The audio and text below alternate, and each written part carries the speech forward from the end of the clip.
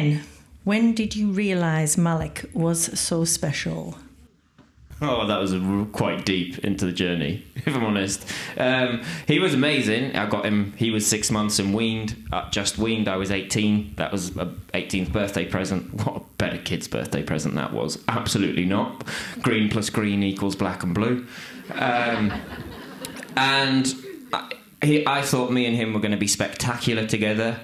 We started doing stuff. I did some shows with him doing Liberty and stuff as a 3-year-old, and he was spectacular. And I was like, oh, this is it. Me and my, people call it your heart horse. I was like, me and him together.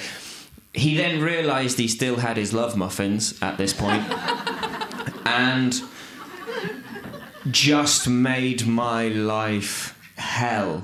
Like, I can't...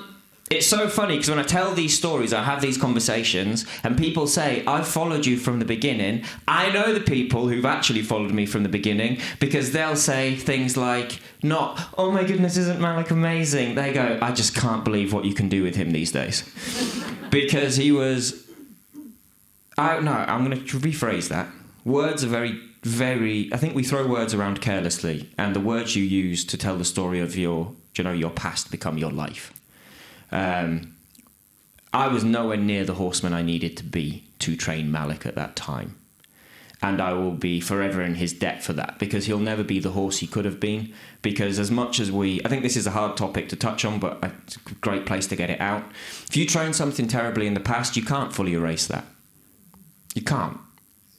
You can make it better, but you can't fully erase that. Either illogical or misplaced or mistimed training. And with him, a few funny throwaway stories. I was doing a show with him once. I turned around to ask him to bow. He just went, boom! He cantered through the back of the arena. He jumped the gate out of the arena. He jumped the gate out of the collecting ring and took him back to the lorry. Malik is the reason that Your Horse Live, that's on in November every year, they don't have potted plants in the arena anymore. Because he ran off during a Liberty performance and then proceeded to throw the potted plants around the arena and then actually threw one into the crowd, which hit a woman on the front row. Honest, I swear, go to Your Horse Live and look in that arena. There's not a single pretty flower or piece of foliage in there. That's because of Malik. And it was... really made me think I was pretty terrible at what I did. And then when I finally got the results that I was getting, I was like, oh my goodness, I can actually do this. And then I started training other horses and was like, oh my goodness, it doesn't actually have to be as hard as it was. But I think it's such a hard question to answer because you can't tell. You can't tell how good a horse could have been, because if I got 3-year-old Malik now, he'd be a completely different horse. So if you go through my Liberty team from the youngest down to the oldest, they're a bit like the rings of a tree in terms of training. But equally, if you hadn't had him, you wouldn't be the person that you are. So it goes both ways, doesn't it? Oh, 100%. Absolutely. Yeah, needed the challenge.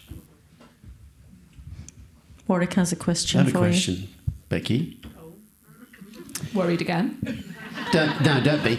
How... because you were reserved for the Olympic team, and then through a series of events you end up on the team, and then you're quite successful. How has that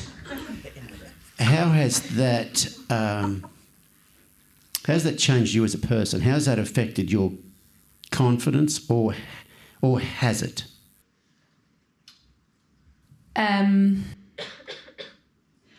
Like from 6 months before the Olympics to now? So, no, I don't think it's affected my confidence as a rider in terms of that particular event. That horse has had a massive influence on my confidence as a rider, but not because of the Olympics, because of the journey that we've been on together.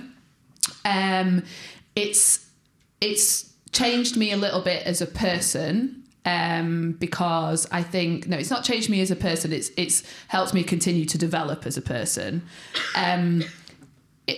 I think because of, in a stupid way, doing things like this, and I also think because of the place that we find ourselves within the equestrian industry at the minute, you know, I think one of my biggest things is that we have to learn to be better communicators.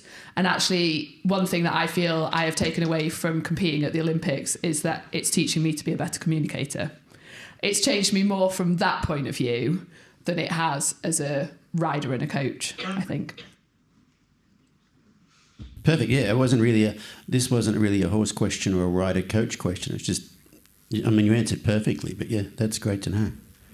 I'll hand over to you for the questions. Add something small onto that. When asked about how being so tremendously successful at the Olympics was for you, you didn't reply with, now I'm more confident in any way, shape or form. You replied with an answer that was, I know what the next thing I'm going to learn is. I know the next thing I'm going to work on.